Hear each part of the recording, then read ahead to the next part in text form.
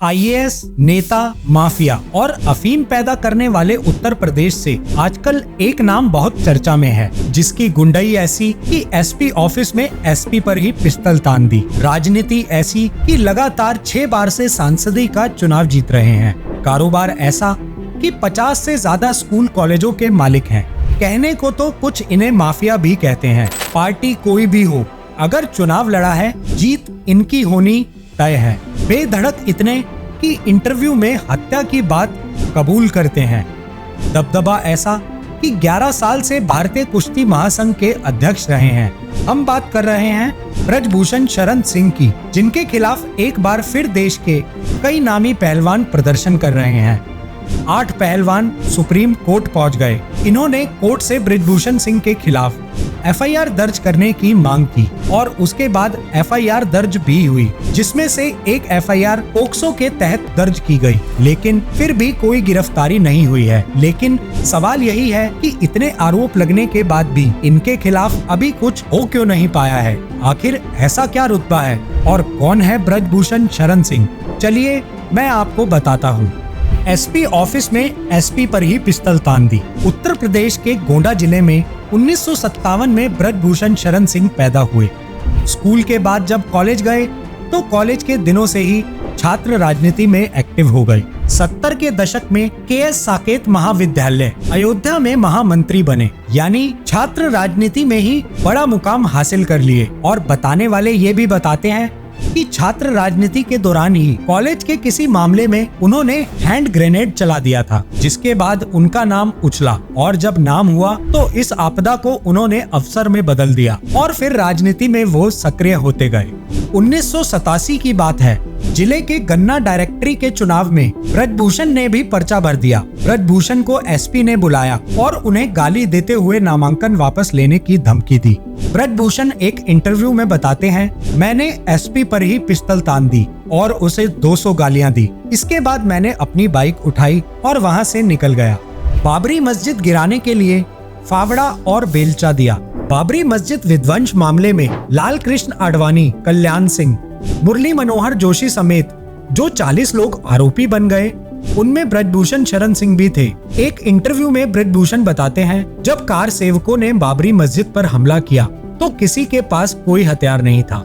वहां पास में कृष्णा गोयल का काम चल रहा था। हमने स्टोर रूम तोड़ा और कार सेवकों तक गैती फरुआ पहुंचाया। हमने गिराया नहीं है, लेकिन रात 10 बजे तक हम वहीं थे। सीबीआई की स्पेशल कोर्ट ने साल 2020 में ब्रजभूषण शरण सिंह समेत सभी आरोपियों को बरी कर दिया। 1991 में बीजेपी के टिकट से शुरू हुआ जीत का सिलसिला। छात्र राजनीति और जन्मभूमि आंदोलन की वजह से ब्रजभूषण क्षेत्र में काफी लोकप्रिय हो चुके थे। 1991 में जब बीजेपी ने ब्रजभूषण सिंह को लोकसभा टिकट दिया, तब इनके खिलाफ 34 आपराधिक मामले दर्ज थे। बीजेपी ने ब्रजभूषण सिंह को गोंडा का रॉबिनहुड कहकर बचाव किया। वो बड़े अंतर से चुनाव जीते। 1996 में जब ब्रजभूषण सिंह टाडा के तहत तिहाड़ जेल में सजा काट रहे थे, तब इनकी पत्नी केतकी सिंह ने गोंडा लोकसभा सीट से चुनाव लड़ा। ब्रजभूषण के जेल में होने के बावजूद केतकी सिंह ने कांग्रेस के आनंद सिंह को 80,000 वोटों से हराया और अब राजनीति में ब्रजभूषण सिंह का कद अपने इलाके में पार्टी से भी बड़ा हो गया। ब्रजभूषण को जेल में मिली वाजपेयी की लिखी चिट्ठी। ब्रजभूषण शरण सिंह को लेकर सबसे बड़ा विवाद तब हुआ था जब इन पर अंडरवर्ल्ड के साथ जुड़े होने के आरोप लगे। इनके खिलाफ आतंकवादी गतिविधियों में शामिल होने की वजह से टाडा का मामला दर्ज किया गया। दाऊद से फोन पर बात करने और उसकी मदद करने के आरोप भी लगे थे। बाद में सीबीआई ने इन सभी आरोपों से सिंह को बरी कर दिया। 30 मई 1996 को तिहाड़ जेल में सजा काट रहे ब्रजभूषण सिंह को प्रधानमंत्री अटल बिहारी वाजपेयी की चिट्ठी मिली। इसमें उन्होंने लिखा था कि आप बहादुर हैं, सावरकर जी को याद करिए, उन्हें उम्र कैद की सजा मिली। मायावती और संघ के बड़े नेता से ले लिया पंगा। ब्रजभूषण एक इंटरव्यू में बताते हैं, मायावती का गोंडा में एक कार्यक्रम था। उन्होंने गोंडा का नाम बदलकर लोकनायक जयप्रकाश नगर करने की घोषणा की। मैं मायावती से भिड़ गया, मैंने आंदोलन खड़ा किया। इसकी तस्वीरें लेकर मैं अटल जी के पास गया और अटल जी ने एक फोन पर जिले का नाम रोक दिया। लेकिन ये नामकरण संघ के बड़े नेता नाना जी ने कराया था और फिर मेरा संघ में विरोध शुरू हो गया। गोंडा से बृजभूषण का टिकट काटकर घनश्याम शुक्ल को दे दिया गया। जिस दिन वोट पड़ रहा था उसी दिन घनश्याम शुक्ल का एक्सीडेंट में निधन हो गया। कुछ दिनों बाद एक्सीडेंट कराने का आरोप बृजभूषण पर लगा। इस घटना की सीबीआई जांच का आदेश दिया गया। बाद में बृजभूषण बीजेपी छोड़कर सपा में शामिल हो गए। 2009 के लोकसभा चुनाव में उत्तर प्रदेश की कैसरगंज सीट से सपा के टिकट पर चुनाव जीते। यानी अब ये तय था कि पार्टी कोई भी हो, बृजभूषण को हराना नामुमकिन सा है। इसके बाद जब 2014 के चुनाव से पहले बीजेपी में घर वापसी हो गई और तब से बीजेपी सांसद हैं। बृजभूषण ने मंच पर पहलवान को जड़ा था थप्पड़। रांची में हो रहे अंडर 15 नेशनल कुश्ती चैंपियन में कुश्ती महासंघ के अध्यक्ष बृजभूषण ने एक पहलवान को मंच पर ही थप्पड़ जड़ दिया था। दरअसल उस पहलवान की उम्र ज्यादा थी। वो बृजभूषण के कॉलेज के नाम पर प्रतियोगिता में शामिल होना चाहता था। वहाँ बृजभूषण बैठे थे और उन्होंने पहलवान पर हाथ छोड़ दिया। यह वीडियो भी खूब वायरल हुई।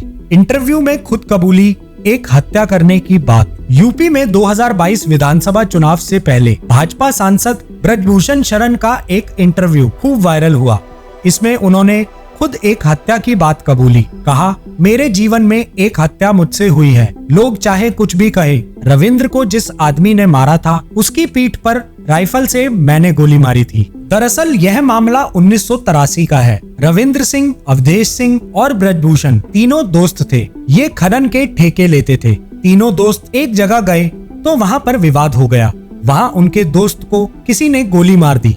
इसके बाद बृजभूषण ने हमला करने वाले को गोली मार दी। बताया जाता है कि इस मामले में कोर्ट ने उनको बरी कर दिया था। 50 से ज्यादा स्कूल कॉलेजों के मालिक। चुनावी हलफनामे के मुताबिक बृजभूषण सिंह के पास करीब 10 करोड़ रुपए की चल अचल संपत्ति है। वहीं उनकी पत्नी के पास करीब 6 करोड़ रुपए की संपत्ति है। उनके पास स्कॉर्पियो और फॉर्च्यूनर जैसी कई गाड़ियां हैं। बताने वाले बताते हैं कि इस सरकारी डेटा से मिली जानकारी के मुताबिक बृजभूषण सिंह इलाके के करीब 50 से ज्यादा स्कूल कॉलेजों के मालिक हैं। अलग अलग सेक्टर में वो ठेकेदारी का भी काम करते हैं।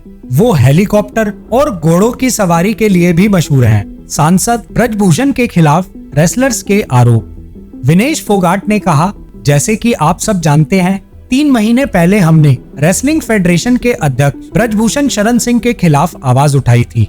हमारे साथ में कुछ राजनीति हुई है। सरकार ने एक कमेटी बनाई थी। 4 हफ्ते का समय मांगा था। 3 महीने हो गए हमें इंतजार करते हुए। हमारे साथ आज भी न्याय नहीं हुआ है। उन्होंने कहा, 2 दिन पहले हम पुलिस स्टेशन गए थे, जहां 7 लड़कियों ने बृजभूषण के खिलाफ कार्रवाई करने की शिकायत दी है। शिकायत में मांग की कि बृजभूषण ने जो शारीरिक शोषण किया है उसके खिलाफ कार्रवाई की जाए। पुलिस हमारी एफआईआर भी दर्ज नहीं कर रही है, जिसके बाद इंतजार कर जंतर मंतर पर आए हैं। इस मामले में फिर एफआईआर भी हुई। अब देश के गृह मंत्री से मुलाकात भी हुई और मंत्री अनुराग ठाकुर से भी पहलवान मिले हैं। अब बात करते हैं उस सवाल की, आखिर क्यों कुछ नहीं किया जा रहा है। जो पार्टी बेटी बचाओ के नारे के साथ सत्ता में आई थी, वो आखिर इन आरोपों पर क्यों चुप है। इसकी सीधी और सबसे बड़ी वजह है बृजभूषण का राजनीतिक कद। बृजभूषण ना तो खुद चुनाव हारे हैं और जब वो जेल में थे तब उनकी पत्नी ने चुनाव लड़ा तो वो भी 80,000 वोटों से जीती थी। सिर्फ इतना ही नहीं, वो चुनाव भी अपने रसूख पर जीतते हैं, ना कि पार्टी के नाम पर। क्योंकि जब वो बीजेपी छोड़कर सपा में शामिल हुए थे तब भी चुनाव जीते थे। इसके साथ ही वो अपनी अपनी सीट के साथ आसपास की 6 सीटों पर हार और जीत तय करने का दम रखते हैं। ऐसे में ये देखना दिलचस्प होगा कि आने वाले वक्त में क्या होता है। आपको क्या लगता है, मुझे कमेंट में बताएं। वीडियो अगर पसंद आई हो तो इसे लाइक और शेयर करें और चैनल को सब्सक्राइब करना ना भूलें।